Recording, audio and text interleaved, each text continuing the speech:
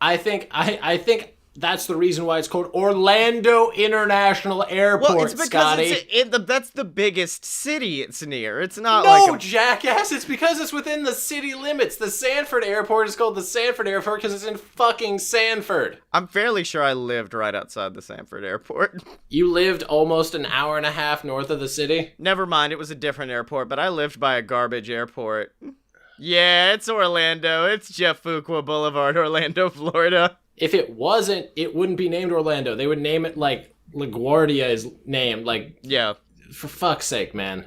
What are you fucking talking about? This is a wrestling podcast. This is airport talk with welcome to Flight Boys. God damn it. Airplanes.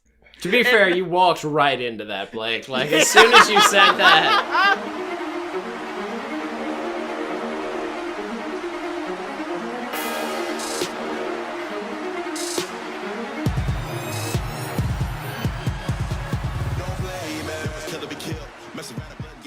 Welcome to Fight Boys. It's a show about professional and not so professional wrestling. I am your host, the man who's all about whiskey business, Scottye Moore. I'm not drunk enough for this. It's me, Blake Tanner. Just keep sipping, sipping. I'm the sober person that has to deal with these assholes, the Dylan. Hey, bud, what's up? Hey, welcome back. How was your week off? It was great until I heard how bitchy the two of you were in my absence. I wrote New Japan content into the show for you. Here's the thing. It's the bit where you think New Japan is my whole purview of wrestling. Well, that's the bit that's insulting. I did scream a lot about... That's like thinking that Chad Gable's entire wrestling career is about basketball shorts. That's legitimately what you just did to me, you ginger son of a bitch. I mean, I'm gonna leave your ass in Lakeland. I got mad at Goldberg real good. I thought that brought some good Dylan energy, was me screaming for a few. That was expected, though, because, like, there's nothing that you had to get mad at that. That was something that was so universal to everybody that everyone got mad except for Vince, who was beating off all of those dollars with a stick. Yeah, well, WWE continues to be disappointing this week in multiple ways, even after Goldberg. They were just like, hey, we did a big disappoint here. Let's do a bunch of little disappointments in the following week. That way people will forget about Goldberg. For instance, we'll finally reveal what's in Eric Rowan's cage. You know, this great mystery. And I understand. Honestly, actually, I don't know. Could you please refresh me? Because that started so long ago that I forgot. Well, Eric Rowan, former WWE Tag Team Champion, former tough for Daniel Bryan, relevant wrestler, just started bringing a fucking cage to the ring and squashing dudes. And then one time he put his hand in the cage and it bit him. And also the cage made Mojo Rawley shit his pants when he looked inside of it.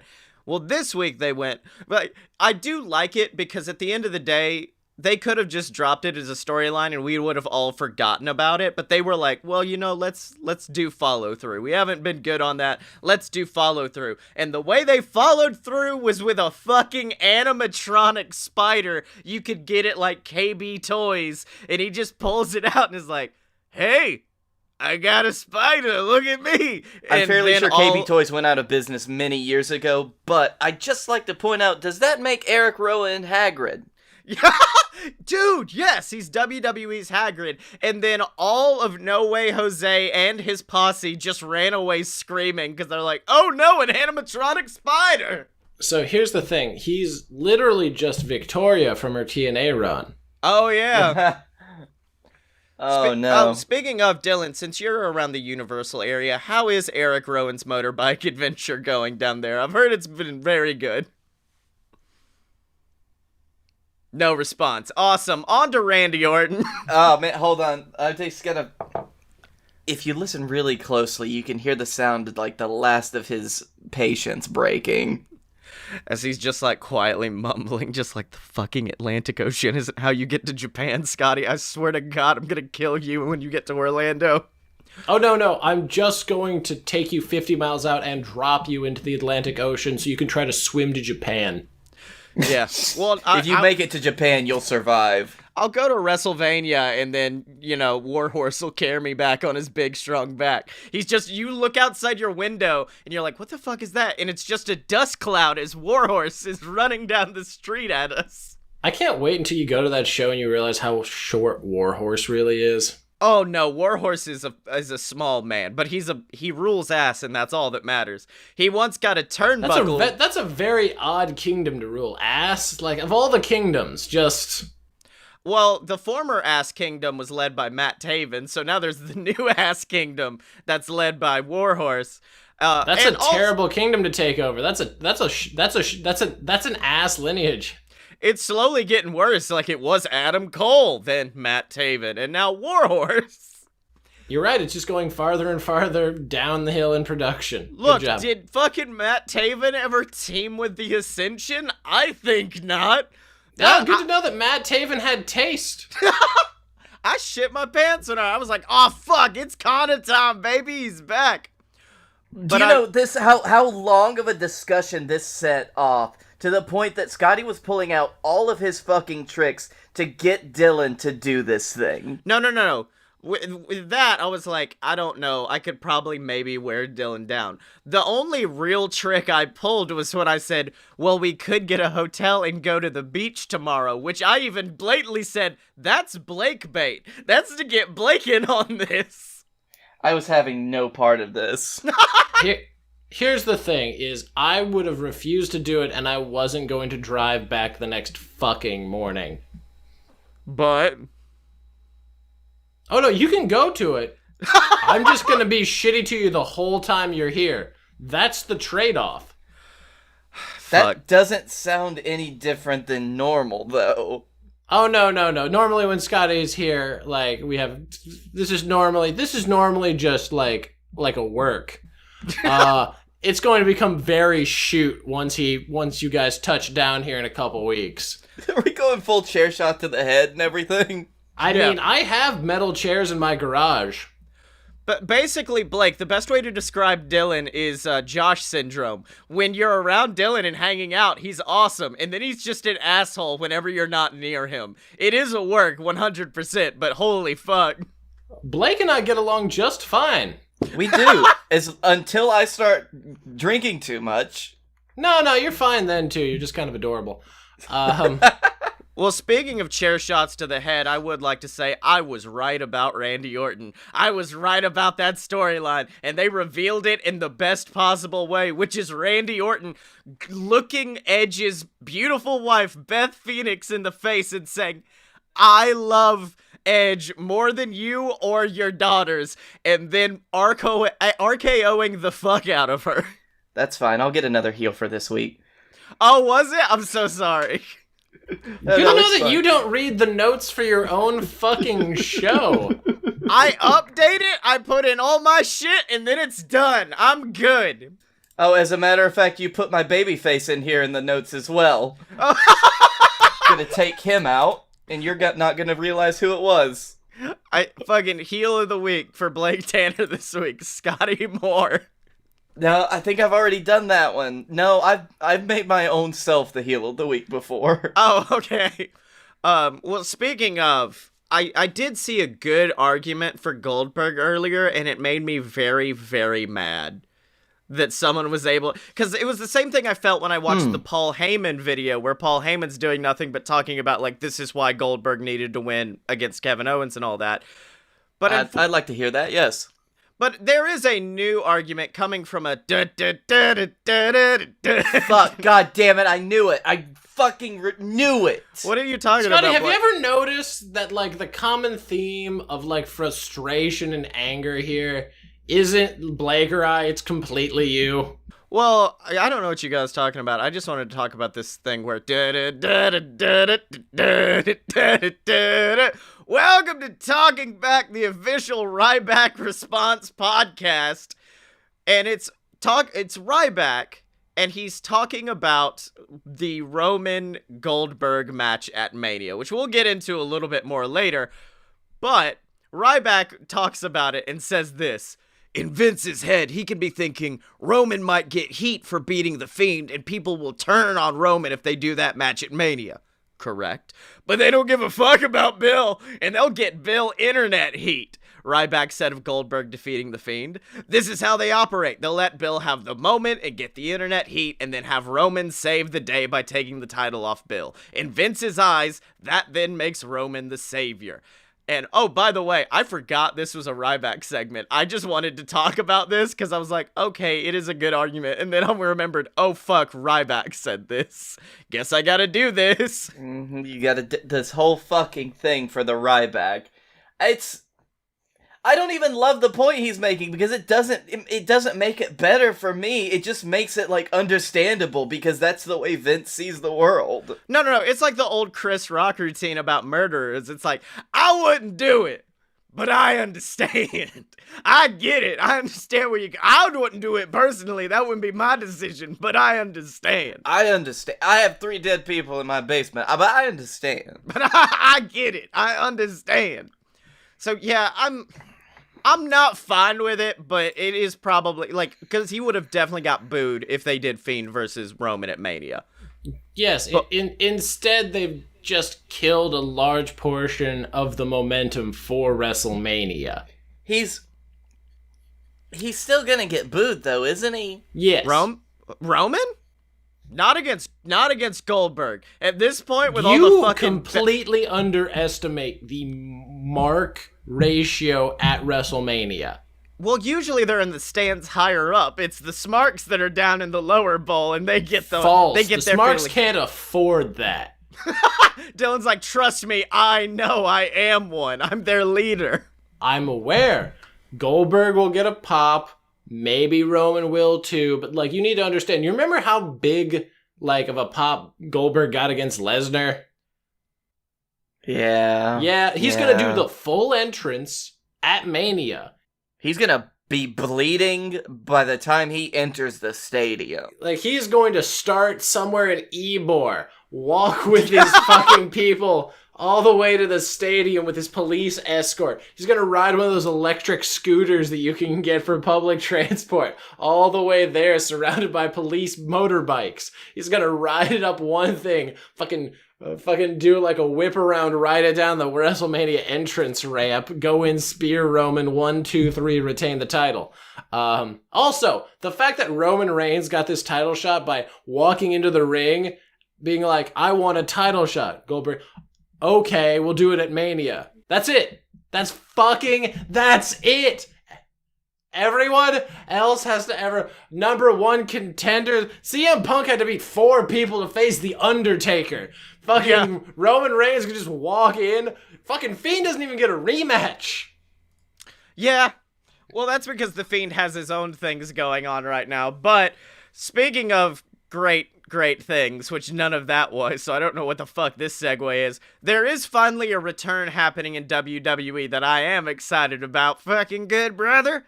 And it's the return of fucking Southpaw Regional Wrestling, baby! Chet, it is Lance Catamaran.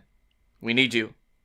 Get your ass up. That was the most shocking part about it to me, is I was thinking like, okay, they can't keep Cena now that he's a big, famous Fast and the Furious movie star. Who would they get to replace him? And then the trailer started, and it was immediately like, Chet, are you there? I'm like, oh fuck, they got Cena back. The only thing is, Southpaw can probably knock out its filming schedule in a day, especially for John, like 100%.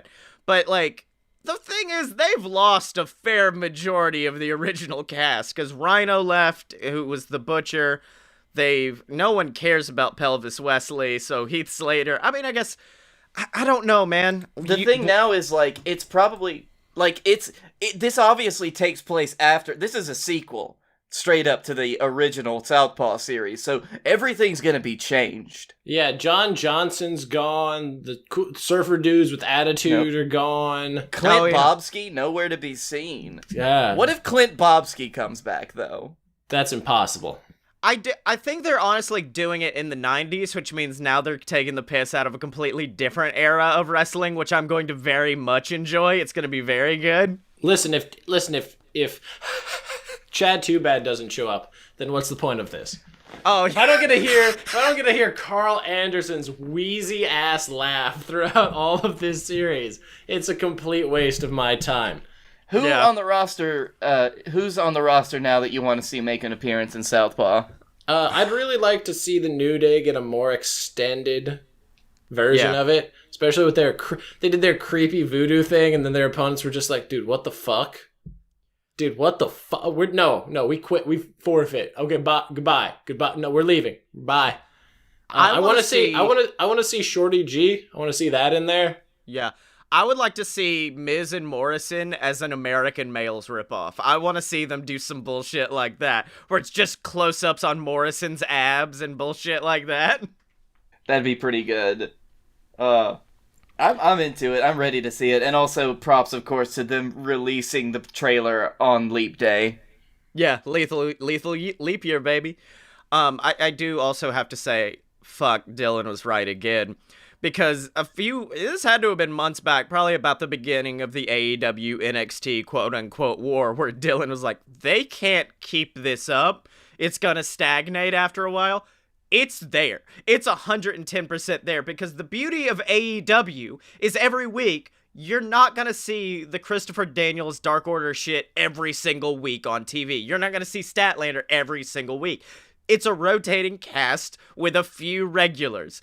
NXT, every week, you're going to see Keith Lee come out and argue with one of 4 people. You're going to see Undisputed Era versus Velveteen Dream, Tommaso Ciampa, or you're just going to see Johnny Gargano. It's the same shit every single week.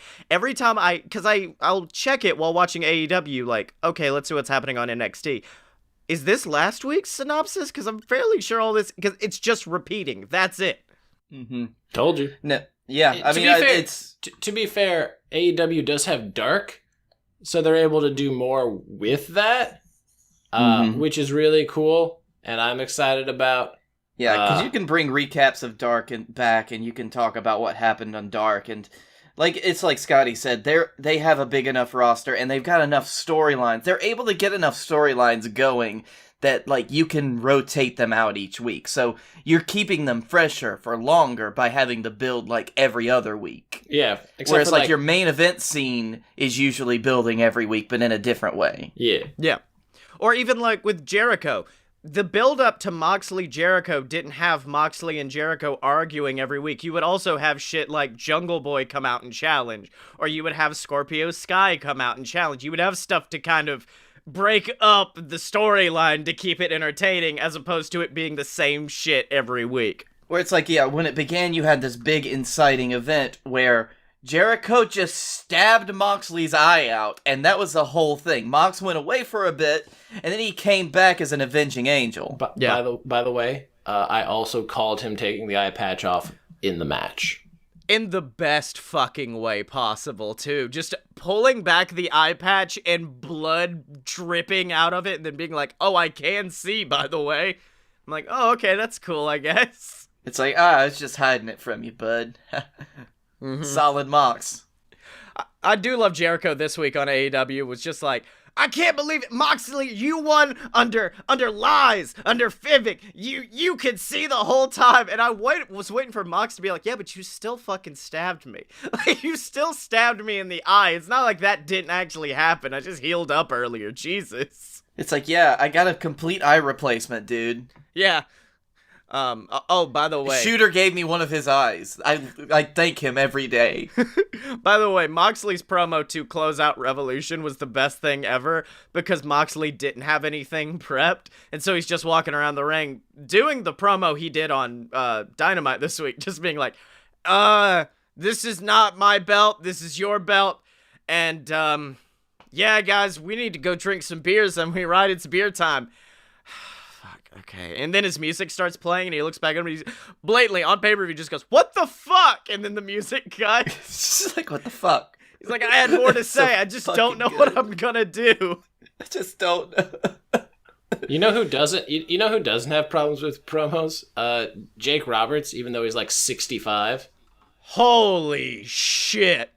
He started talking, and I was like, that's right. I had forgotten that it's the graveliness in his voice It was everything about that segment was so like amazing yet disrespectful. And I swear to God, if he doesn't bring out the tag team of Archer and Brody Lee, and their entire gimmick is just fuck you, bye.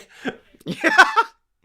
Yeah, my favorite part about it is he's kind of in the same place that Roddy Piper was right before he passed, which is when he comes out for a promo, you're like, is he just about to go on a crazy ramble, or is he about to just fucking nail it? And I was like, the whole time, like, is he going crazy? And then he looked at Cody and was like, I'm fucking sick and tired of hearing you bitch and moan. And I went, okay, it's gonna be good. This is gonna be a good one. Okay, let's go.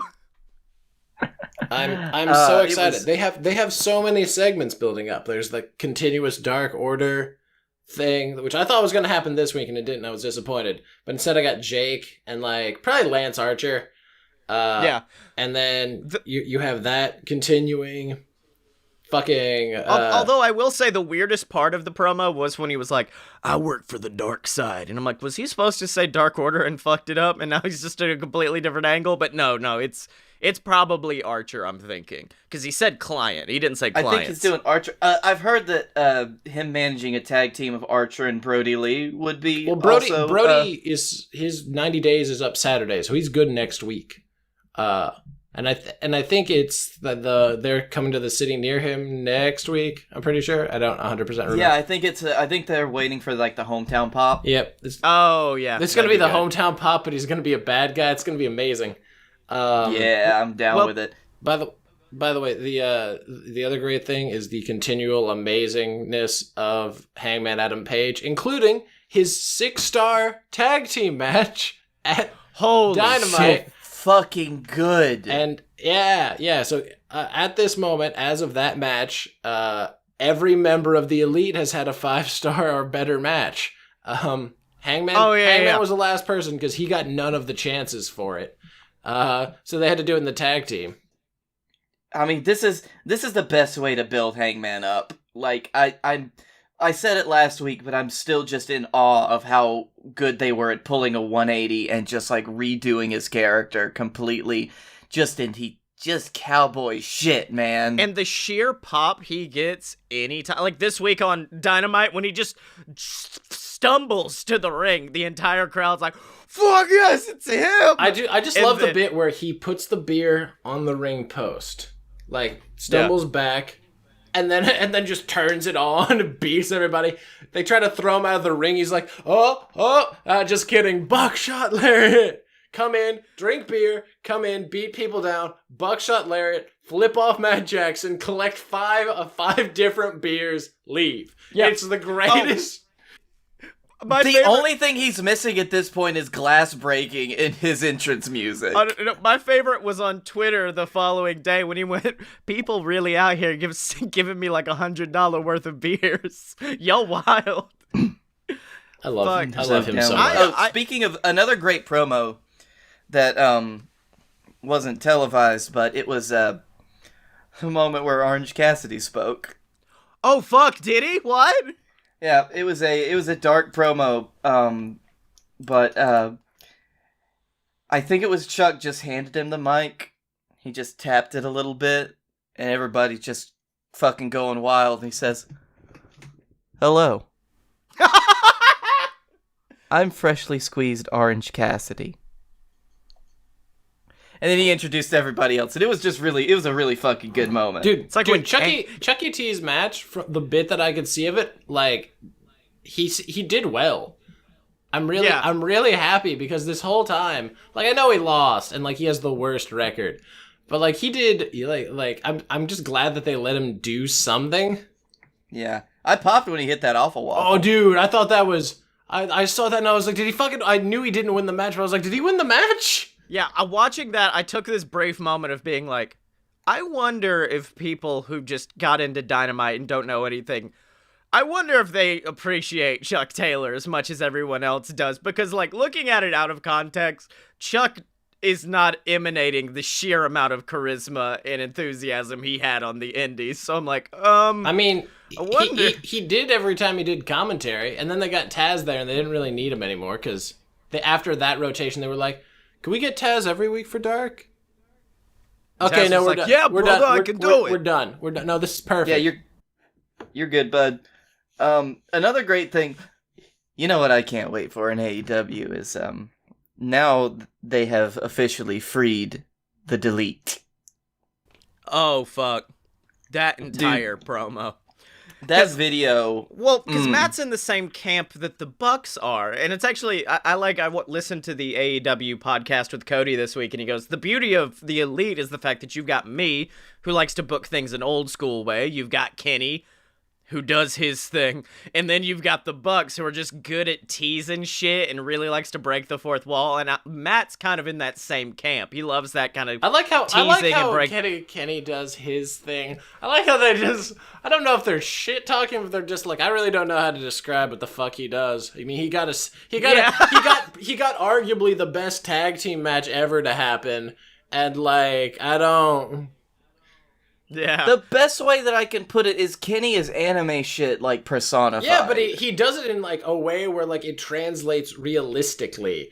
Like every one of his things, it's not just like, oh, they fucking like, it's not like Roman Reigns, John Cena, like, oh, this bullshit. You're just like, oh, fuck. Like he's like they're somehow channeling like experience you've had. It's like you gotta dig deep and fee trigger some person in the face so until they pass out. You gotta dig deep for it. But yeah, Matt's the same kind of guy. He's perfect at that kind of role. So the whole time I saw him doing it, I was like, oh, this is going to end with a big tease. And yeah, this was the video that Matt released earlier, now that he's officially been... Yeah. And so I was like, oh, they're going to release a tease. They're going to say something cute or funny or fourth wall breaking. And that's how it's going to end. And then Matt Jackson just pimps out of the car. And I went, oh, fuck. I mean, Nick Jackson was also there. I need you to not forget Merch Freak. Well, yeah, I think Matt was the first one to be seen, though. So that was the moment I went, okay. Oh, shit. Okay, all right, then. I mean, everybody popped for this, but just hearing Matt say, Bucks of Youth, I knew you'd come. Yeah. It was so good. That's sexy. Fuck, okay. Speaking of sexy, fucking War Games, baby, War Games. And my favorite is the Blood and Guts preview where they're like, it's two rings and there's a cage above it. We don't have to say the rest. You know what's going on. Blood and guts. Do they do like I didn't see that. Is it like the old school War Games cage where there's a ceiling? Yes. Oh, it's a dude. covered ceiling. That's the only thing Yeah. I liked but didn't like about the current War Games is like the ceiling was part of it because like you could do almost the Hell in a Cell some of the spots for it because like unlike old War Games they're probably gonna have it more than fucking 10 feet up. So Yeah. Because technology. So that'll probably be really it's gonna be so fucking cool. I know it's gonna be probably be Inner Circle versus John Moxley and an assortment of crazy people. Maybe like Moxley, Darby, Jurassic Express. Moxley, Darby, Janela, and then who's the craziest tag team? That's babyface. Fuck, I don't know. There's a lot of options here, really, to build that perfect team. I was just gonna do Jurassic Express because they've been hanging out at ringside. Like, they were at ringside for all the Inner Circle matches. Like, if you guys are gonna try some shit, we're gonna come out and Jurassic Express your ass. So we want Marco Stunt to die. That's literally what you just told me, is you want Marco Stunt to actually die. Yeah, we're gonna have to get him to die. I mean, if he dies, he dies. Why not? Yeah. Mm-hmm. I think I'm really looking forward to it. Do you think the leader of the Dark Order will be revealed before or during Blood and Guts?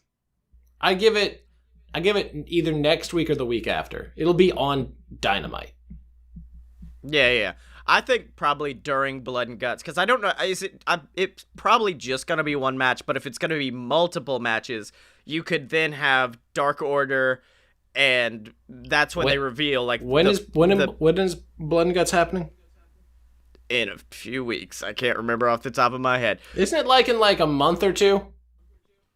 I think so, but what you could have is have the the leader be revealed, he's the 5th member as they face off against SCU and 2 other people. I don't know. There is no way that they're going to wait that much longer for this. Like, we are already at the peak for it. If you wait much longer, interest is going to wane. Oh, yeah, 100%. That's kind of where they've been at with this whole thing, though. That's the only problem, is that all of their new kind of all their newcomers are kind of getting the same thing, because Archer and Brody are getting this creepy Jake the Snake kind of thing, and then you've got Matt, who's probably going to be coming involved with the Dark Order in some way, and they're all coming in real spooky. AEW loves to lean on the spooky wheel, and that's kind of where they've been lately. And I'm gonna be honest, that is like my jam in wrestling, so I'm not mad about it at all. The Jake the Snake stuff, like, dark doesn't mean spooky. If it's going to be Brody and Lance Archer, it's not going to be spooky. It's going to be, hi, would you like to be beaten within an inch of your life? Well, I have 2 gentlemen that will help you. Yeah. Lance Archer doesn't do spooky. Lance Archer does scream, everybody dies, and then try to follow through. I honestly think that, like, yeah, he's gonna bring more of an old school, like, pure evil kind of thing to it. Yeah, fucking cruelty and misery and, like, what you thought the fucking Butcher and Blade would be until they put a girl in, like, tight leather pants with them, and you're like, actually, I don't think that's gonna work. Yeah. Also, it works in different ways. Yeah. Not in that way. I'm really waiting for when they, like, bring in the trios titles. Like, I hate those. I hate trios belts because, like, they're poorly done in New Japan. They're poorly done in Ring of Honor. They were done well in Lucha Underground. But, like, there are no less than 10, maybe, like, 12 3-man combinations in AEW. Yeah. It's absurd. It's literally... Like, the majority of the time, the person holding a 3-man title is, like, a tag team and their friend. It's never a true, like, full-on trio, like an SCU or something. Yeah, but, like, now there's so many... Because even, like, the tag team and their friend are consistent. Like, fucking the Hybrid 2 and Kip Sabian. That's happened so many times on Dark, even, that it's a known entity. Like, the Butcher and Blade and MJF or Wardlow is a known entity. Like, none of them are randomly thrown together. They're all, like, solid units, like, triangles of power. Like, nobody except for Moxley and Darby Allin and not even Janela, because it's Janela and Private Party. Like, Moxley and Allin are the only 2 that aren't part of, like, a street crew.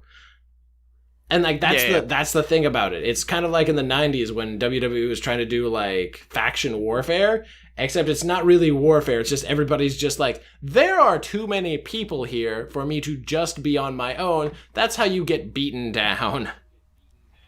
Yeah. I gotta get in. It's a very clicky. AEW is a clicky company. I mean, granted, a lot of them will, like, interact positively, like the faces and the heels, and, like, I'm sure you could build up some, like... I know the Cybernetico is only done by fucking like Chikara, but that would totally work for AEW. Oh yeah, I'd love to see a Cybernetico match in AEW.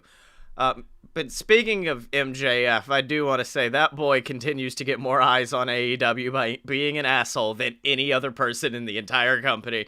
Because this week he just decides to tell a kid to fuck off and flip him off, and it made the dad mad. And I'm like, you know who you were introducing your son to, right? It wasn't a good... that's what Eric Bischoff said too. Also, MJF in that moment, in that 30 seconds, was my spirit animal. Yeah. Oh, no, my favorite one is a post someone else did, which was, my son got flipped off by MJF, and he had a completely different reaction, and it's MJF at, like, a beach show, and he looks down and flips off a little kid who's running by in swim trunks. The little kid looks up at him and just flips him off and starts walking away. And MJF furiously runs out of the ring and tries to chase the kid down. That's a really, that's how you handle it. You teach your kids good. Yeah. Go on, honey. Go flip off the big strong man. So many things about fucking AEW are so good. Even the women's like roster, with the exception of Britt Baker, is just so good. That might be my early contender for rivalry of the year is Dylan and Britt Baker. She could have the greatest run in the history of wrestling between now and the end of the year. She would still suck, in my opinion. No. She is the only person on Dark whose matches I will not watch. She puts on like a fucking Kenny Okada level match against Nyla or some shit, and you're like, no, absolutely not. This isn't it. I know what most of her matches are. They're like, oh, we're just building up like her like fucking people up. I did like how Yuka Sakazaki fucking pulled the one thing you never see faces do, which is to fucking Pearl Harbor the heel while she's getting ready. Yuka Sakazaki just went up behind her and was just like, fuck you, bitch. Just like elbows to the back. Fucking her and fucking Riho just like did double team maneuvers. Like Riho was like, yeah, let's fuck her up. Like it was the best. It was amazing. Well, what's probably not gonna be amazing is this Sunday, because it's Elimination Chamber time, gentlemen, which means we've got some predictions to make for this hastily done pay-per-view. Hastily done and very easy to predict. Yeah, I was gonna say we're not gaining or losing any points here, folks. Yeah. Compared to, we did actually pretty good on Evolution, or Revolution. I'm sorry.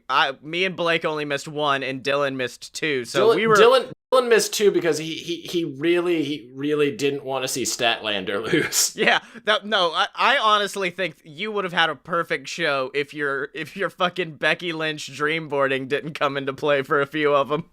Yeah, no, it was. I actually, and I really thought Cody was going to win because I thought we were going to do the old school, like, NWA booking where, like, we just finish the program now. Oh, yeah. Well, honestly, that was the whole reason behind that. Yeah, we talked about that. And I think the program's over because I think Cody's going to end up feuding with Jake's boys. And MJF, I'm already calling double or nothing against Moxley. Give Moxley a really good opponent. And just give something to elevate MJF even more. Cody looks like such a punk bitch at this point. Oh yeah, no. That's no. Hold on, heel of the week is still a thing. Anyways, yeah, your heel of the week is bullshit, and I'm gonna say it's bullshit the whole time we're having this conversation. Well, number one, Andrade versus Humberto Carrillo for the U.S. Championship. I've got Andrade. I honestly don't think Humberto's that big of a deal yet. Like, he's not impressed me that much yet, so I don't know. No, I'm just feeling Andrade because he's fucking Andrade. That's all you gotta say. He's Andrade. Like, he's the boy. He's got it. Yep. Dylan? Fuck it, I'm down too much. I'll take Humberto. Okay.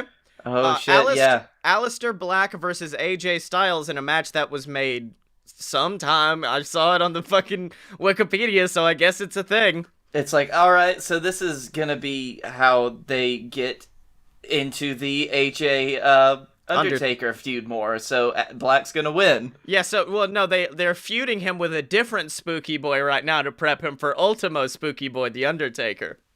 Yep. But yeah, I've got Black as well, because it's a no DQ match, meaning that I'm already voting Luke and Carl come down to the ring, start beating the shit out of Aleister, gong, he comes down, they try to cut him off at the pass, big boot to Carl, uppercut to Luke, gets in the ring, choke slams AJ, and then just kind of gestures to Aleister, almost like a passing of the torch. Aleister picks up AJ, Black Mass pin. I'm full on booking it. Yeah, I can see that happening really easily. Yeah. Sure. So same, absolutely. Street Profits, who thank God they finally got the titles, versus Rollins and Buddy Murphy for the Raw Championship. And this is another one. It's like we're getting ready for Mania season. Seth is going to be doing his own thing, so we're not going to see him with the belt, I don't think, with the tag team belts. I'm thinking like a 4-on-4, a team led by KO versus Seth and his cronies. I could see that. Yeah, like that'll be his big thing. So yeah, who the fuck's Street Profits. The fourth person for KO's team? Who are the other people on KO's team? The fucking, like, the Street Profits are gonna have to fucking defend those titles against, whoever they hastily throw together in a month. I mean, probably just bring back fucking War Raiders and then, like, your very last show. One of them's injured. Oh, who got injured? Fucking Rowan. Rowan? You mean? No, fucking. I was like, no. Rowan's got the giant spider. I don't know what you're talking no. Sorry. Oh, god damn it. Raymond Rowe or the other one? Raymond Rowe. Sorry, that's where. Oh, damn it! I love Raymond. Okay. Yeah, that was where that was when the confusion came from. Okay. Maybe like they bring in like a big team. I don't know, but I think it would be a tag team, and then you would have Joe come back very last minute to do it. Maybe. I doubt they're gonna do this as a tag. I really think it's gonna be a straight up Randy versus KO, or sorry, Seth versus KO. Yeah, I could see that. So we all got profits. We got profits for that. Yeah. Now, Braun Strowman versus 3 motherfuckers in a handicap match for the Intercontinental Championship. So we all know how this is going. Yeah, because we have to be sad collectively. Yeah, no, it's Braun Strowman. Yeah, let's just keep going. Let's just keep fucking... This is exactly the kind of thing, like, match you book a monster in to win... to show that he's a monster. This is exactly why we don't watch the product anymore, Scotty. Come on, let's keep going. All right. Fuck it, because I think the tag chamber will cause more discussion. Women's chamber match, Shayna Baszler. We all got Shayna Baszler? Okay. Baszler. Yep. Let's move on. The tag team chamber match, which... Was the last one good, or was it really bad? No. It was good compared to the Intercontinental one, which was a shit show that Dolph Ziggler had to try to save. That's right, okay. Man, I remember. That one was so bad. Yeah. Anyway. No, they talked about it on the New Day pod one time, because I think it was Big E just being like, you needed to see it! It was so bad! I pick Miz and Morrison. Yeah, I think we're all kind of going down the Miz, because they just won it. Like, you can't have them immediately drop it unless they've got some big Mania plans for somebody. I mean, yeah, the only other team that I would see, I mean, maybe the Usos or the New Day, but even then, I'm not sold on either of them winning it. I wouldn't put it back on New Day. I might put it on Usos, but I would wait for Mania to do that, to give Usos like a really big win on a big stage. Is that the main event of this? Is the tag team chamber? No, it's probably going to be the women's chamber match. Let Shayna Baszler. That's it? It's 4 matches? No, 6. 6 is what's announced right now, and then probably more will get announced on SmackDown, but we record on Thursdays, so fuck. Uh-oh. All right. I like how there was exactly one. Actually, no. I think Humberto's gonna win it, because I think the US title is gonna be the ladder match at Mania. Oh, yeah, that would be good. Yeah, I do like... Dylan was like, I gotta make up some points, Humberto, and then agreed on the entire rest of the card. That was the only one that was up in the air, because they're high on Humberto. And, like, fucking Andrade just had that wellness violation, and they probably, after like, Mania, want to move him up to something else, because fucking... Yeah, they'll probably put him in a program with Drew. They had that great program in NXT, that, like, fucking amazing match. Yeah, that would be really good, actually. What you're telling me is this entire series is going to be decided by Mania week again, huh? Yeah. I mean, well, no. Who determines second? You have literally a damn near insurmountable lead, because... I'm only ahead by 3. From Scotty. Dylan's like, no, fuck him. This is a me thing. And Scotty's going to drop because Scotty fucks up every Mania weekend. He had a 7-point lead and he blew it. Yeah, I'm sorry, dude. After that one, I don't trust you with 3 points. Yeah. I wouldn't trust you to pour water out of a boot that had instructions on the bottom. Shit, that was a Cornette when he was good commentary line. That's fucking choice. Yeah. Oh, by the way, fuck Cornette this week. Oh, never mind. You know what? He's gonna be my heel of the week. I got it. So we'll hold off. Patreon.com/loadedbs. Do you guys want to support the Fight Boys? Well, you can on Patreon. It's where you get access to exclusive content like Wrestling History X, where we talk about some of our favorite moments in wrestling history. Or if you're a fan of JWF, you can watch me and Blake react to the original version of JWF. It's real fucking garbage, and you need to donate just for that. It's absolutely ridiculous. And you get shouted out on the show of your choice every single week, like that motherfucker Eric Fulmer, because Ghazi has yet to re-up on Patreon. I know you're watching, Ghazi. Re-up on the fucking Patreon and I'll say your name again. But no more. No more will we address this emo man who almost died wrestling yesterday. No, he almost killed someone wrestling yesterday. No. The person almost killed him. Anyways, oh, never mind. Who are we tweeting this week, Dylan? I don't even fucking know anymore. Like it's just such a shit show in life anymore, man. We've already got retweeted by Aiden English today. Can that count? Just the fact that Aiden English wants to help me and Blake with our good whiskey book. I mean, yeah, no, that'll have to work. All right, that'll be fine. It's after midnight where I'm at. I can't do this right now. Well, instead, let's get into heels and faces of the week. And we had such good faces that I feel like we need to start with the bad. We got to start with the bad boys. Sure. I'll go first. All right. So you remember you remember at the end of the year, podcast we did where we all voted on the separate categories for everything? Yeah. Yeah. You remember how we did Match of the Year and you guys agreed that my choice was good, but you voted it third? Yeah. Fuck you, Wrestling Observer Newsletter agreed with me. So both of you can suck a whole bag of dicks, either collectively or individually, because I was right, and you know it. Oh, wait a minute. The New Japan match was chosen number 1 by Dave Meltzer? What a surprise. No, Dave Meltzer does not choose that. Dave Meltzer does not choose those things. It is done by the readers of Wrestling Observer Newsletter. People always get that confused. He has no say in the year-end awards. So literally, hundreds of people agreed with me. Suck all of the dicks.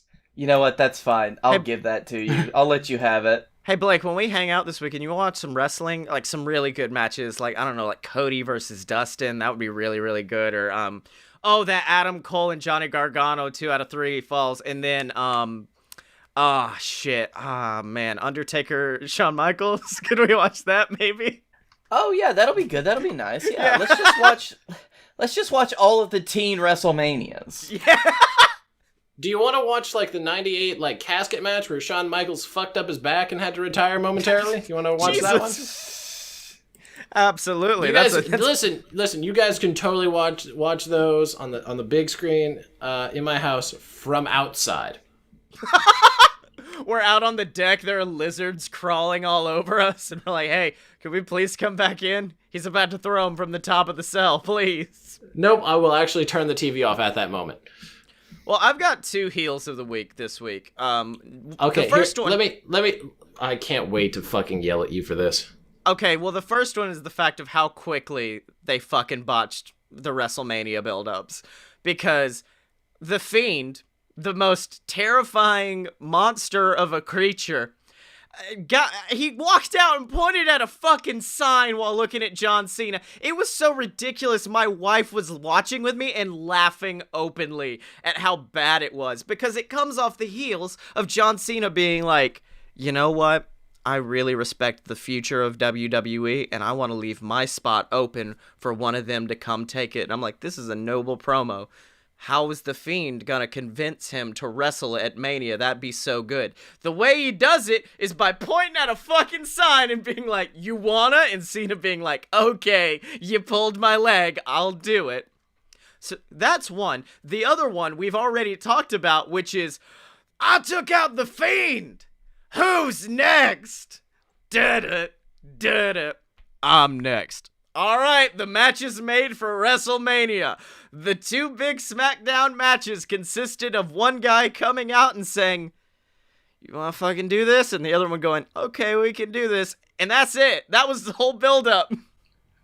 Yep, and that's where we live in now in the WWE world. That's where we've always been, and that's why where you are. I observe the WWE world from across the universe, from across the Atlantic Ocean. Yes, I know.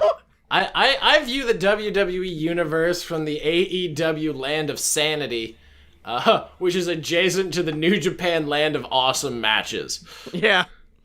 And my secondary heel of the week is something that I feel like will grow on me, but currently I hate it. And it's Cody's fucking neck tattoo. It is... When he came out with it, I saw it and said, oh, is that like a sticker or is that like a temporary tattoo? That's a cool thing to do for a match. And then as the match went on, it was just this slow dawning horror of, oh, fuck, that's real. Oh, son of a bitch. Oh, damn it, Cody, no. Because Cody has such, like... Cody, since AEW started, has gone from, like, dashing pretty boy Cody Rhodes to a terrifying man who buys cigarettes for children outside of a 7-Eleven. Like, even Brandy Rhodes fucking hates it. She was like, I'm not the kind of wife that tells my husband what to do, and he can go off and do whatever crazy thing he wants. I don't fucking like it. Like, Brandy, the only person who had a good argument for it was Brian Pillman Jr., and I kind of agree with what he's saying. Because at the end of the day, I feel like it'll work if Cody gets more ink. Like if it stretches from the neck down and like into a half sleeve on his arm. But Brian says he's wearing it on his neck so it's always visible. Agreed. And it can't be covered up easily. It's symbolic of him going all in on his brand and his company and not having a backup plan. It means he's literally got his neck on the line for AEW and his family. It's skin in the game. And I agree with that. But God, it just looks so out of place. I like it. I like the design, but it looks so fucking out of place where it is right there. Also, Cody definitely got a backup plan, though, right? Okay. Nah, I don't think he does. Cody Rhodes is fucking insane. I'm not even gonna lie. I think he's got enough money that he doesn't need one, actually. That's his backup plan. Yeah. Okay, so, two things. One, fuck off. Seriously. You, the internet, like, just fuck off. Two, if you watched any of their videos, he actually had a segment this week on like one of the road ones where he broke down over the course of like 3 minutes why he got the tattoo and what it means to him and like the whole thing. But everybody just wanted to be very reactionary about like, oh, we got a neck tattoo. Clearly that's a terrible... No, it's his body, his whatever. It's like the people that got upset about fucking Gallagher getting like his old school like Navy tattoos. Like, no, fuck off. It's his body. That's how he wants to do that. They're well done. It's not like a fucking Icarus, like what the fuck kind of like childlike watercolor tattoo is that? It's well done. It's in character. It's like something that clearly means something to them. Who the fuck are you to say anything? Cody's isn't. I will say, hold on, wait, no, I will say Cody's is not that well done, because people have zoomed in on it, and some of those stars look real fucked up. Like, the line work is not the best on that tattoo, which is why a lot of people were getting on for it. But yeah, no, I understand it, and I agree with it. I get it, but it's change. It's a full-on I fear change. It is like...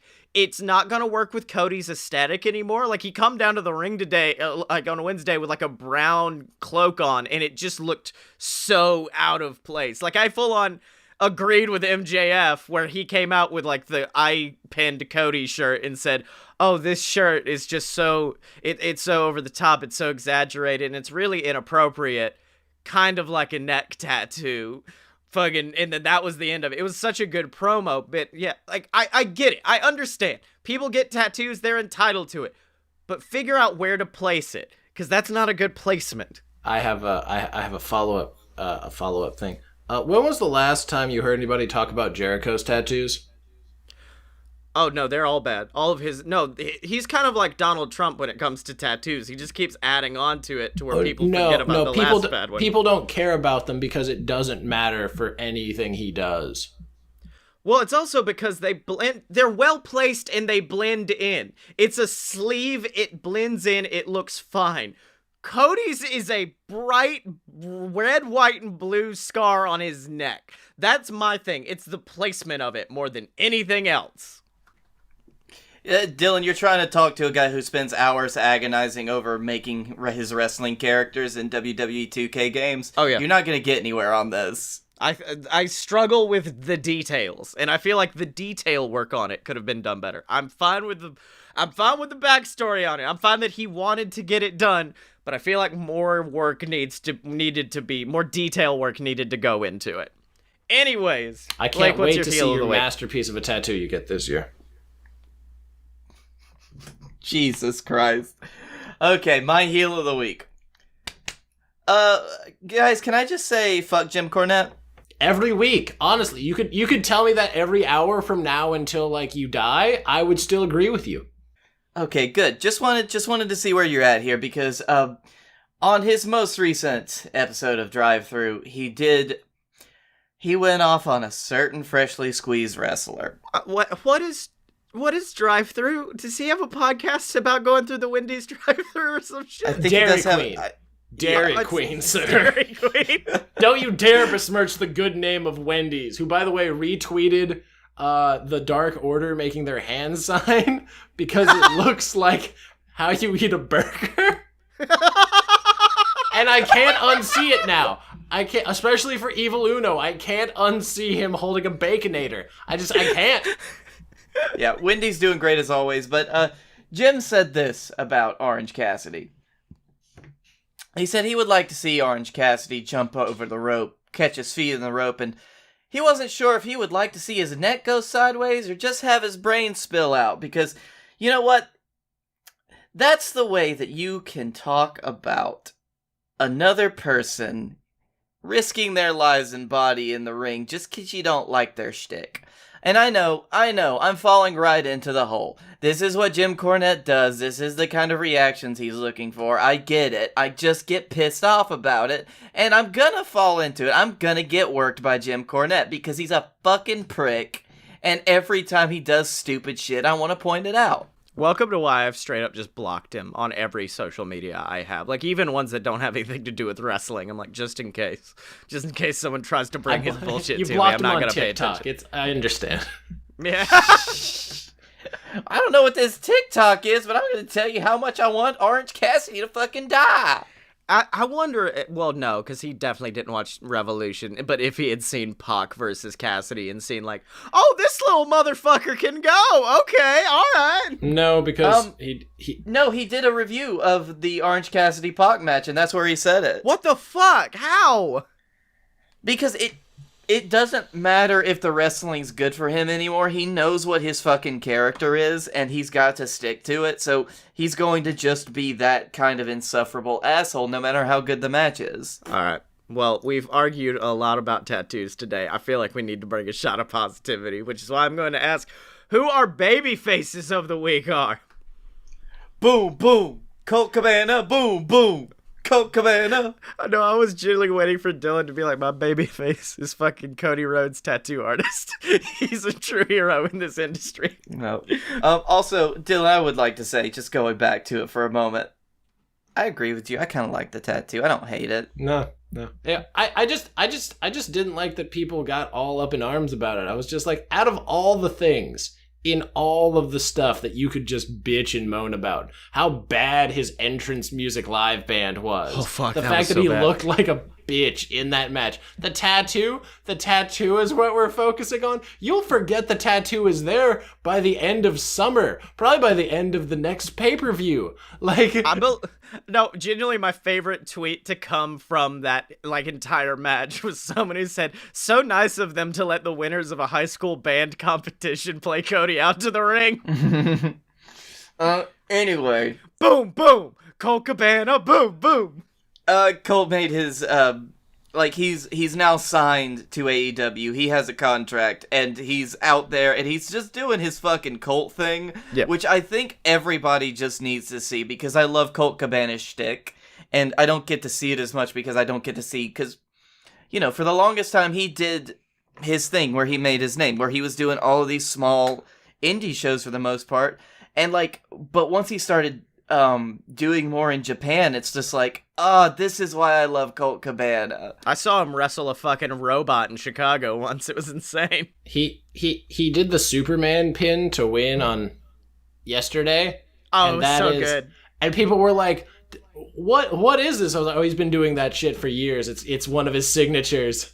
Yeah, it's one of the things he does it really well. Oh, yeah. And it's a really good pin. It looks ridiculous at first, but then you're like, no, that really works, huh? It's like Zack Sabre Jr.'s pin where he like crosses his arms and does a neck bridge, and you're just like, that's insulting, but it looked like it works in theory. Yeah.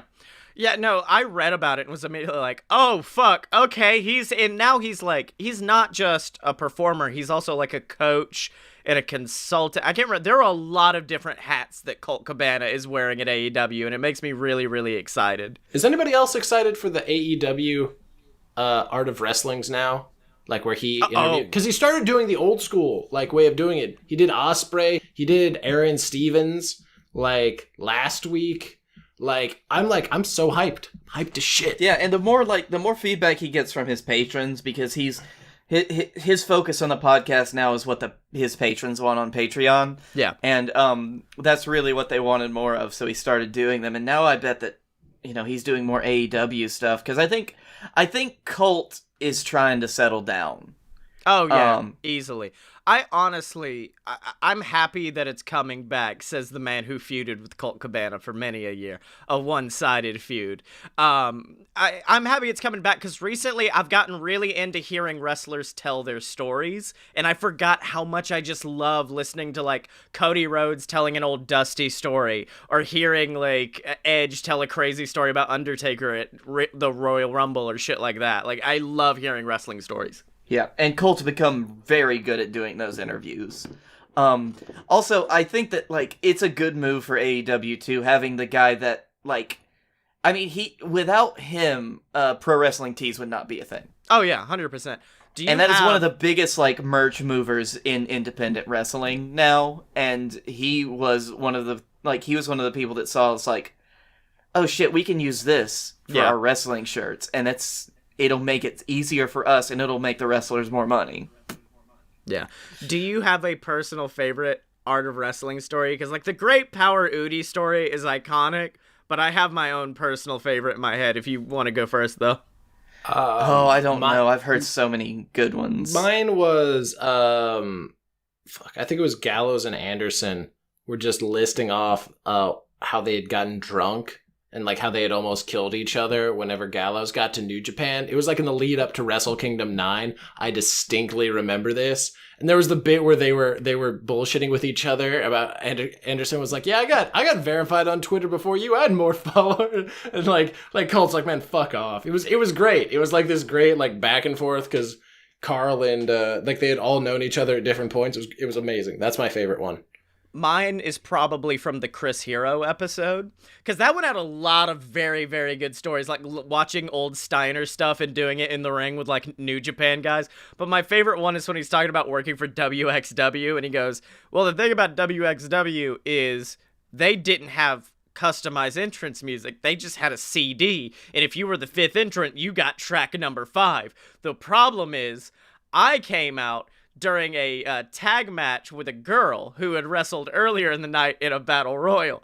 And so I come out and I hear her entrance music, which is, man, I feel like a woman. And I just had to run to the ring and attack. And then he keeps going. He goes, and later in the night, I was in a battle royal. And because I was with her, they go, number 8, Chris Hero. And he goes, I just screamed and ran to the ring and tried my best to avoid anyone hearing what was happening. I think, my favorite one, I think it was Petey Williams that told the story. It was the Scott Steiner Cracker Barrel story. Oh, yeah. This one's too small. Take it back. Where he goes the wrong way down a street to get to the Cracker Barrel. Yep. Yes. That just reminds me of that terrifying experience of driving with Scott Steiner. I still remember the Vine where it's like, Scotty, man, fuck you, Petey. Love that shit. Yeah, then he just keeps going on. He's just like, Petey, what you want to go eat? Huh? We're going to Cracker Barrel. All right, Scott, that's cool. I'm just gonna get in the car and wait then. There's a very good animated version of the story on YouTube. You should look that up if you have a moment. Well, my baby face of the week is, we've already talked about it a little bit, but fuck, that tag match on AEW was insane. Because I was trying to live tweet Revolution on Fight Boys, just to put up a few tweets. I put down my phone and 40 minutes had passed and I had no idea. That's how I know it's a good match, is there was never a moment of dragging between the Young Bucks versus Paige and Omega. There was no lag. It was just me staying in it the whole time. And they put in like great teases, like the moment where Hangman, I can't remember if it was Matt or Nick, he had down and he just goes, "Chicken wing!" and the whole crowd says it with him. And he like, did the spin too. He did the full Monty on it. He did the kick to the leg. He did everything. I was so hyped when I saw that clip. I'm almost going to buy that pay-per-view. It's been almost a week. I know all the finishes. I still want to see it. That match was so insane that like I had to have a come down, like, and I feel bad because Statlander and Nyla was the come down match, and I was like, I know you guys are gonna try, but just know I'm still kind of in the world that tag match created for me. I'm still in the refractory period.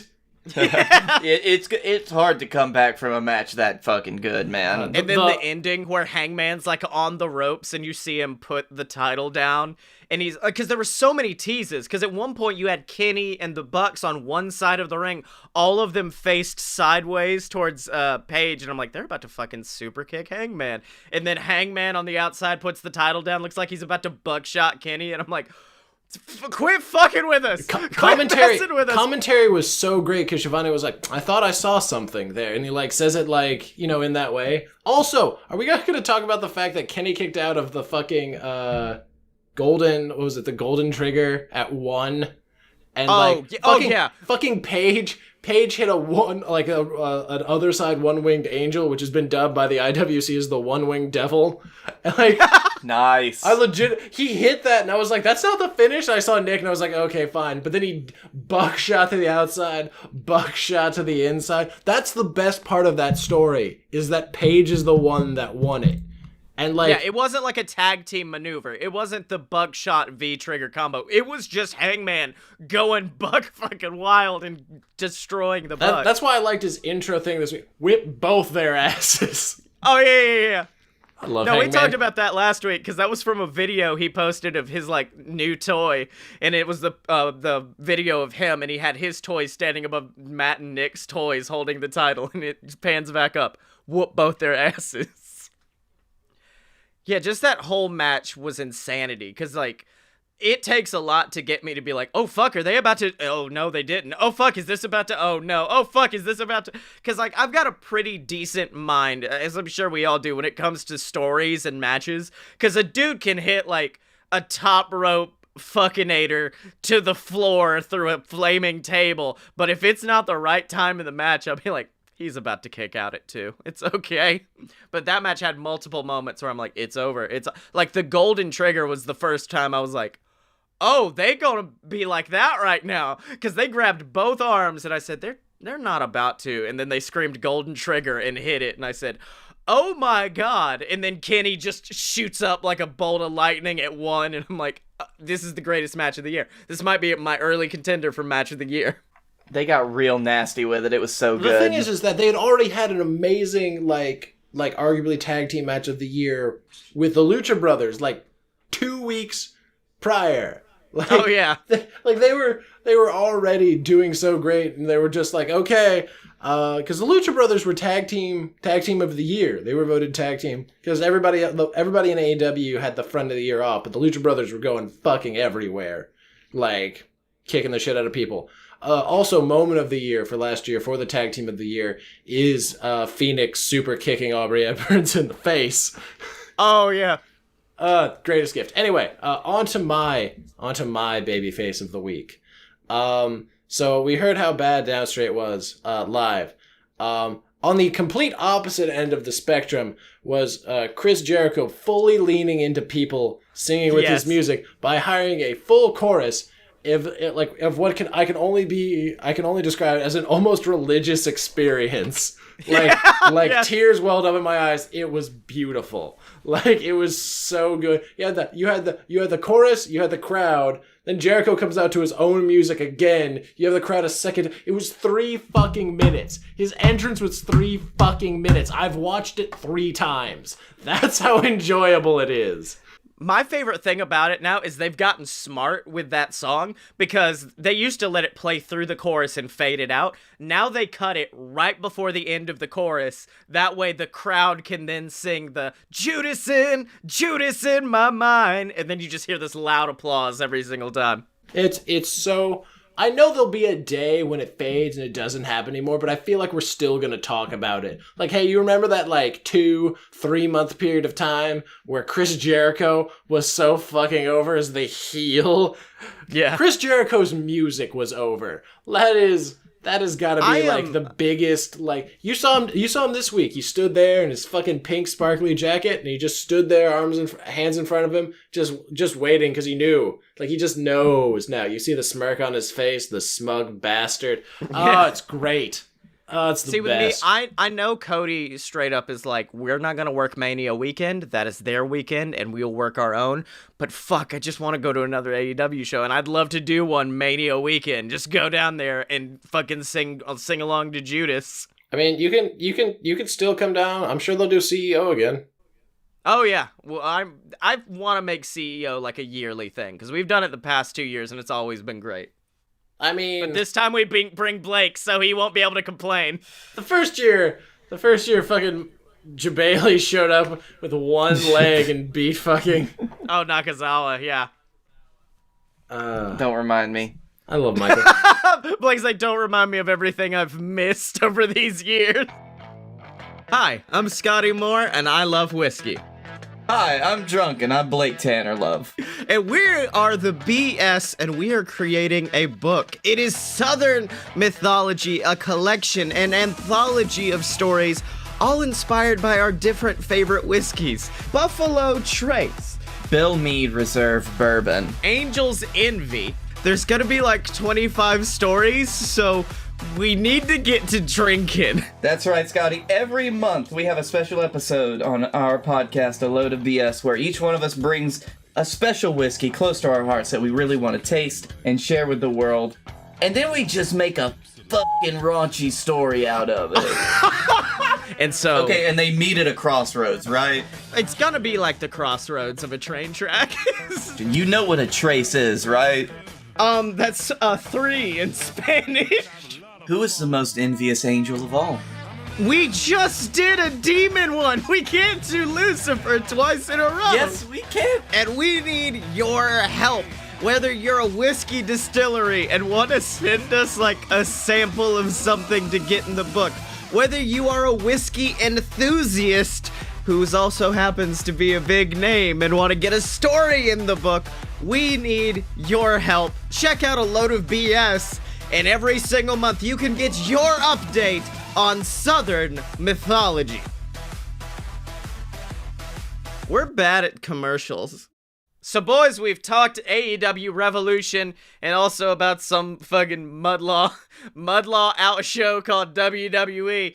But right now, an accident happened, Blake. It was supposed to be Expiration Date from JWF last weekend, but turns out there was a scheduling error, and it was leap year. Yeah, the leap year threw him off. Leap year fucked with it. So it is going to be this weekend. So why don't we go over to Silver Spoon and Captain Tibbs for the new Go Home episode of JWF Monday Night War.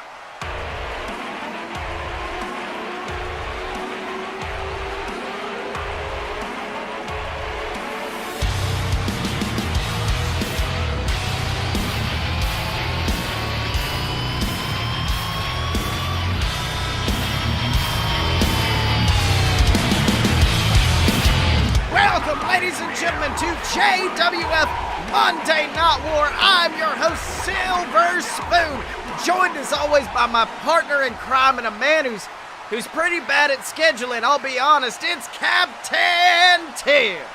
I don't know what you're talking about, Sills. I never done heard of a leap year. Well, Tibbs, unfortunately, due to this, the Expiration Date pay-per-view has been moved to this weekend. Which is why now, this Sunday, on the official Fight Boys YouTube channel, you will find Expiration Date, where we're going to have some amazing matches. We are going to have our tag team champions, the Wild-Eyed Southern Boys, teaming with Spider Lockhart, coming out of retirement to take on the team known as the VWO men, who I know you're a big fan of, Tibbs. Of course, Sills, especially because they've got the Hammerman back in their midst, and the Hammerman is just so fucking good. We're going to get a preview of that match in our main event of the evening as Justin Clouds of the VWO takes on the Wild-Eyed Southern Boys, Houston Longhorn. And Tibbs, let me tell you something. They talk about hoss matches in professional wrestling. This is the biggest hoss match I think I've ever seen.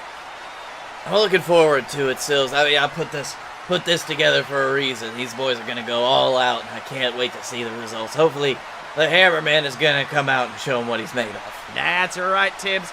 But before that, I want to talk about our Expiration Chamber match. The match for the JWF World Heavyweight Championship, one of the biggest prizes in the business. And of course, in that match, we will have our champion, Momoa Curry.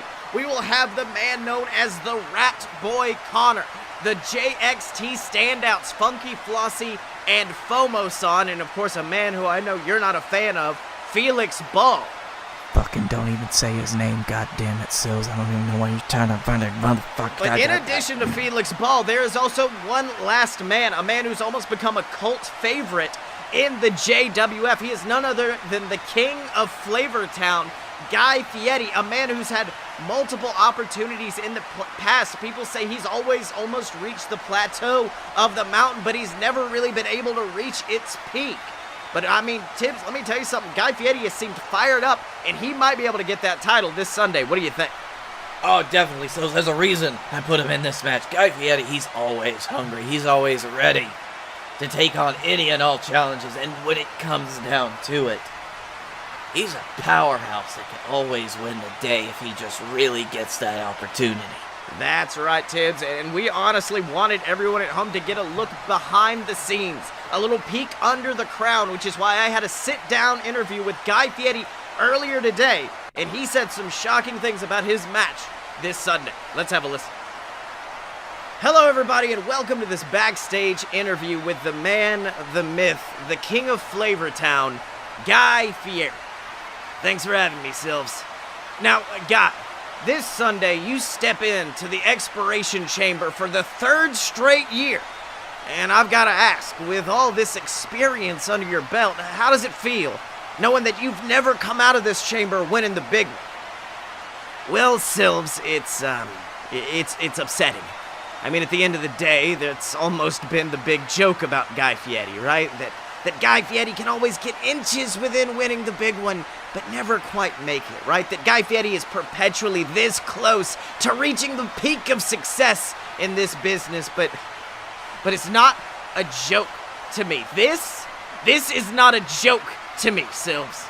This is my career we're talking about here. I mean, how does you think it feels after every single pay-per-view match like this where I have to go home to my wife or my kids and say, oh, I'm sorry, Daddy just wasn't able to win the big one tonight. That's not a joke to me, Sills. It pisses me off, and each subsequent loss just lights a bigger and bigger fire under my ass to get in there and get the job done. Well, that's right, and I will say you might have one of the biggest challenges ahead of you this Sunday in an absolutely stacked Expiration Chamber match. I mean, not only do you have big names like Momoa Curry and Felix Ball, you've also got newcomers from JXT in the form of Funky Flossie and the man who debuted at the Regal Rumble, the Rising Sun FOMO-san. In a match with such a variety of performers, what's your strategy going into this? Well, Silves, you're right. Back in my cooking days, this match would be called Scattered, Smothered, and Covered. It's got just about every type of man you'd want to face in that match. You got high flyers, powerhouses, and not to mention the god of the JWF himself, Momoa Curry. And with all these new JXT guys coming in, you start to doubt yourself. The landscape of the JWF is changing, and changing for the good, but it leads me to think, is there a place in this new landscape for Guy Fieri? Where's my spot? Where do I fit in? And unfortunately, I don't see a spot for me. I don't see where Guy Fieri fits in to this new mold. But that's how it's been my entire career, Sills.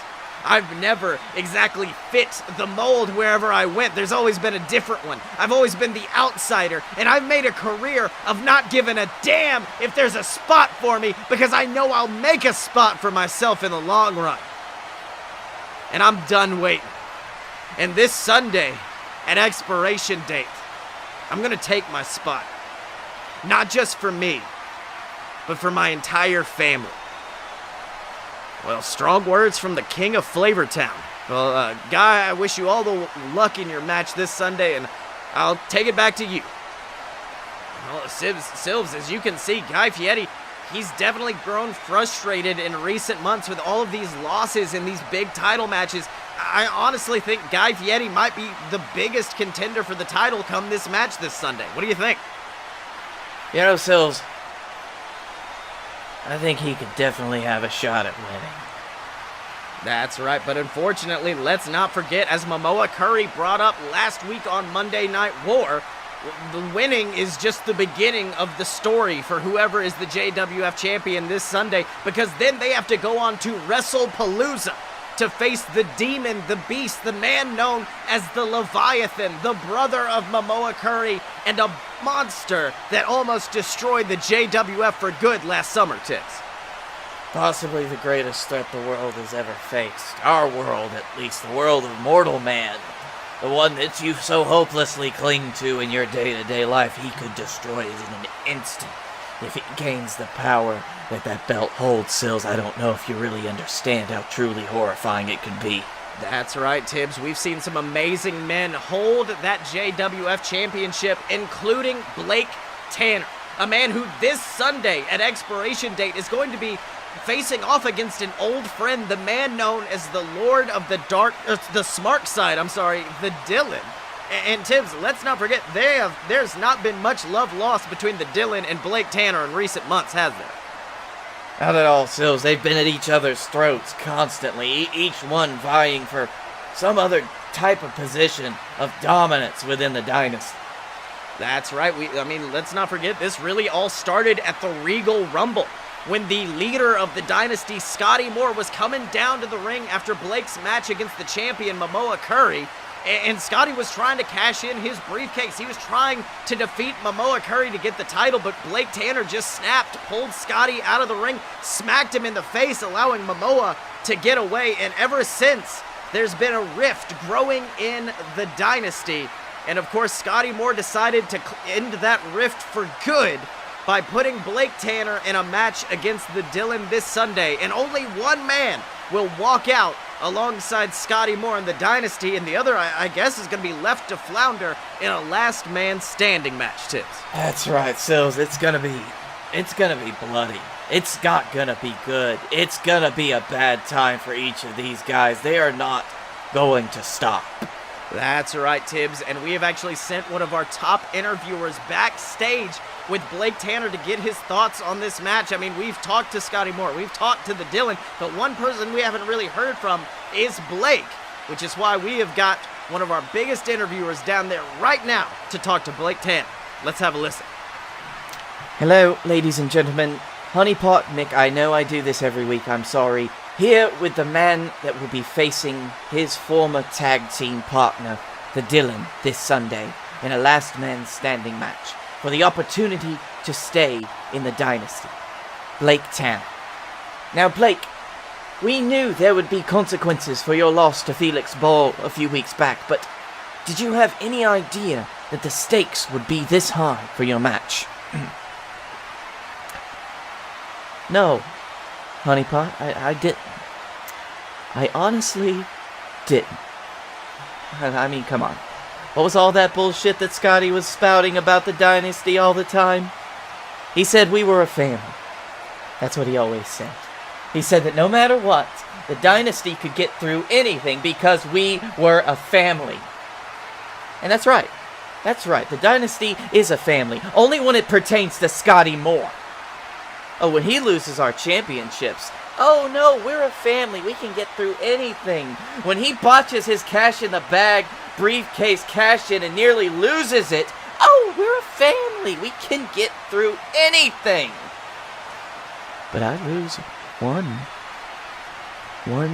single fucking match to Momoa Curry, and suddenly the dynasty isn't about family anymore, huh? It's about business. That's what Scottye said last week, right? This is all about business. Well, how about I remind him exactly what kind of business Blake Tanner can get to in this ring? You want me to prove myself, Scottye? You want to see me climb Mount Olympus broken and bloody just to join you in the dynasty again? Okay, fine! This Sunday, I'm going to do more than that. This Sunday, I'm going to show Scottye exactly how much he needs me. I'm going to prove to Scottye that the dynasty, the BS, all those championships and accolades on his wall at home wouldn't exist if it wasn't for Blake Tanner. Scottye Moore will never admit this in his goddamn life, but he needs me. Our careers have been bonded together ever since we started this business. And this Sunday, Scottye Moore is either going to leave that arena with his best friend, or he's going to have a new worst enemy. It all depends on what I have to do to get the Dylan to stay down. But until then, I'll make this final plea to Scottye Moore, my friend, my brother, to remember just who your family is, and just to remember who's been riding whose coattails to the top all these years. Well, Tim, strong words there from Blake Tanner, and let me tell you something.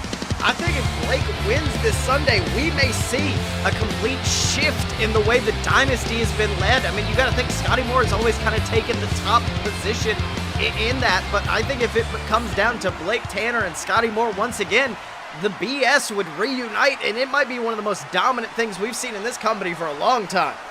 It would be interesting, Sills, but it would also hinge on Scottye Moore having to give up his power position in the dynasty, something that he covets highly, as we can see every week.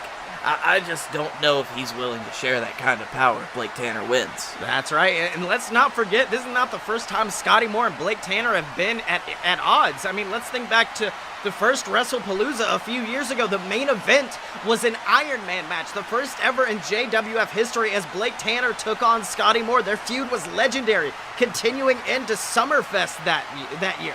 I mean, Blake Tanner said Scottye's either going to leave with his best friend or his worst enemy, and we've seen the BS. They can be either one.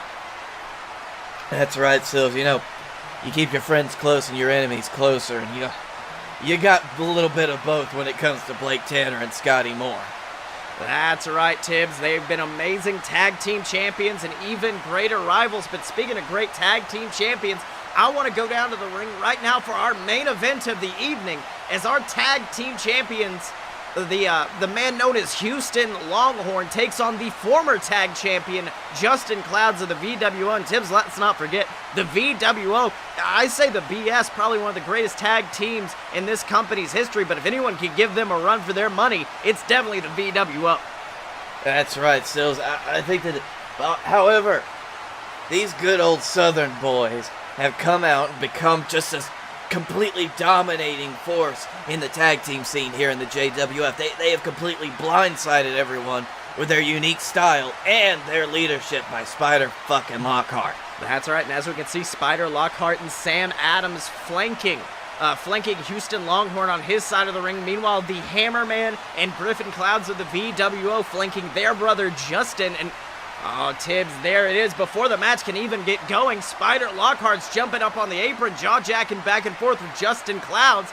Justin looking a little bit distracted right now. And oh, unfortunately, that distraction gives Houston Longhorn just enough time to jump the eldest Cloud brother Justin from behind, laying in some vicious shots to the body of the powerhouse to the VWO. And Tibbs, that is the danger of the wild-eyed Southern boys. They know how to get into a brawl. They know how to destroy men, and it starts with misdirection, with distraction, like what Spider Lockhart was just providing.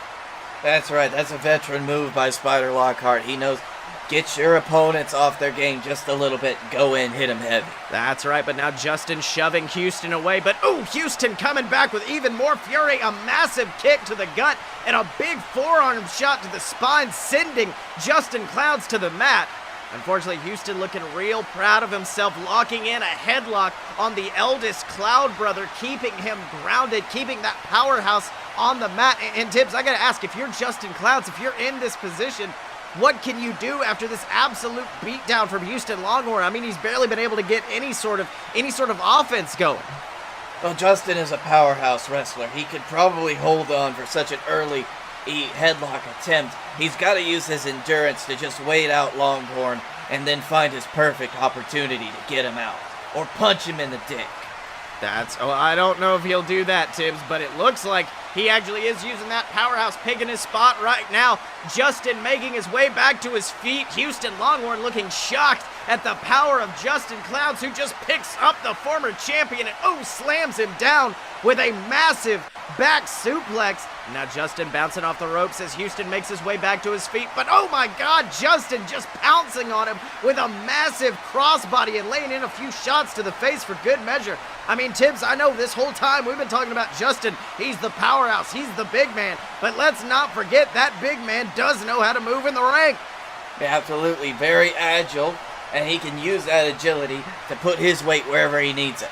That's right, showing his intensity is Justin Clouds bouncing off the ropes, and massive senton. Just imagine that massive frame of Justin Clouds crashing down on you, Tibbs. It cannot feel good as he goes for a pin. 1, 2, and damn it, Tibbs, look at this. Sam Adams actually grabbing Justin by the foot, dragging him out of the ring. This is ridiculous. Sam Adams. He's another Wiley, probably at the direction of Spider Lockhart.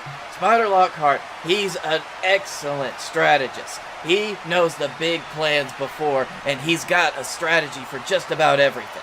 That's right, and Sam Adams just staring down Justin, daring Justin to hit him in the face to get disqualified. But look at this!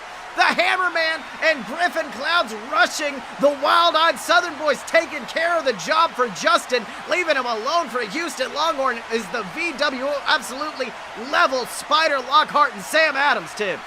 That's good to see. This is why you always bring your family to a street fight. That's right. This is a 5-man pile up here on the outside, but oh my God, Houston Longhorn off the ropes, and oh my God, goes for a massive Tope con Giro, knocking out the majority of the men. But wait a minute, Justin Clouds, as the debris spreads, we can actually see Justin Clouds manage to catch Houston Longhorn in his arms, and now he's picked him up, and oh my God, slams him into that ring post. The back of Longhorn bouncing off the metal, being sent to the ground. I mean, look at the strength of Justin Clouds, Tibbs.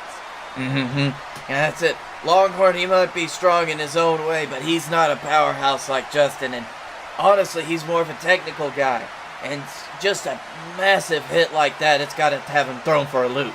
That's right, you gotta think the VWO, they've faced off against the Wild-Eyed Southern Boys so many times, they've got to know all their tricks. I mean, the Wild-Eyed Southern Boys' debut match in this company was last year at Crossing the Line in a triple threat match, where they, of course, did take on the VWO. Their debut match, they met there, and you gotta think the VWO have just been learning ever since. Absolutely, Sills. All right, now Justin picking up Houston, tossing him into the ring. And let me tell you something, Justin Clouds knows he needs to capitalize right now as our referee's trying to sort out the chaos at ringside. Our faithful referee, Shibata, trying to get everybody adjusted. But wait a minute! Houston Longhorn with a low blow takes out Justin Clouds. The referee's back was turned, and Houston now is going for something big, Tibbs. I think he's getting ready for that move that won him the JXT Championship, the Cattle Drive. No, this is not a good situation to be in if you're Justin Clouds. That's right, but wait a minute. Justin reverses, sends Houston into the ropes, and Houston bounces off and, oh my God, gets sent into the air, and Justin just levels him. He levels the tag champion with the Cumulonimbus powerbomb, going for the pinfall off that pop-up powerbomb. 1, 2, 3, and Tibbs, Justin Clouds has done it. after the low blow, after the attempt at the cattle drive, he's come back against the odds and defeated Houston Longhorn in our main event of the evening. And Tibbs, let me tell you something, that's the kind of momentum the VWO needs ahead of their match this Sunday. That's right, Sills. You gotta pull out some amazing feats of strength and endurance like Justin Clouds right there, who survived a low blow just to hit his finisher in a spectacular way, and it cannot feel good with that kind of pain in your groin, let me tell you. That's right, Tibbs, and we can only hope that kind of adrenaline carries forward into Expiration Date this Sunday, when the wild-eyed Southern Boys take on the VWO in a 3-on-3 elimination match. In addition to that, we are going to have Blake Tanner versus the Dylan in a Falls Count Anywhere match that is going to be an absolute bloodbath. And then, of course, that main event, Tibbs, the Expiration Chamber match, one of the most deadly matches of all time. 6 men in the ring, 4 of them locked inside hermetically sealed pods, only to be released after a few minutes go by. And you got to think that's the kind of match that brings out brutality, brings viciousness like Guy Fieri was showing earlier tonight in a match like that. Absolutely, Sills. It's gonna be a bloodbath no matter how you slice it, and that's why it's called the Expiration Chamber. That's right, Tibbs. And you can find it on Expiration Date, coming to you live this Sunday, not last Sunday, on the official Fight Boys YouTube channel. Make sure to check it out. And in order to see what happens after that, you'll have to tune in next time to JWF Monday Night War.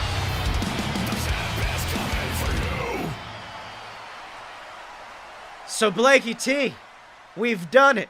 This episode went very, very long. What did you learn this week? Oh, fuck, shit, god damn it, I forgot we did this. Fuck, oh, Blake's shit, like, hold on. I forgot we ended the show.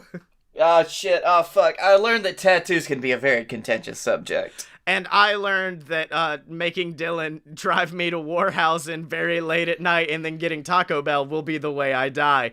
But until next time, Dylan can be found on Twitter at Dick and Stormy. Blake, where could they find you? At Blake A. Tanner on the Twitter, at the Darkroom Video on YouTube, whatever all that stuff is, all the stuff I do on the BS Network. This, a load of BS. Deviant. Catch me over there. Deviant, it's a space pirate story. It's an audio drama. Each episode's only 15 minutes. You can literally breeze through the entire season. We're up to episode 7 right now. You can breeze through the whole thing in probably like an hour and a half. It's a really great show. We're super proud of it. We're coming up on the season finale, and we'd love if you guys would join us on that crazy adventure. And to join me on Twitter at Scottye Moore, SCOTTYEMO. You can buy all my books on Amazon, and you can check out all the other programming, including Deviant, at AloadofPureBS.com. Special thanks to Megaran for our theme song, Fighters. Check out Megaran, check out all of his music. He's really great, and he's a good friend of the show, and one of our most prolific live show guests. Yes, probably the most famous person I'm friends with. Although I do have DDP's phone number. I don't want to say how I got it, but I do have, that's probably the most famous person I have in my phone now, because I jacked his number from some random human being. So, of course, remember to support the show and support Megaran. Leave us a review on iTunes, and as always, you can find us at AloadofPureBS.com. Step up to the merch table at merch.AloadofPureBS.com. Find us on Facebook, donate to the Patreon, subscribe on YouTube, and remember to follow us on Twitter at FightBoyShow, Aiden English, and help us with our whiskey book, because when you're a fight boy, you're a fight boy for life!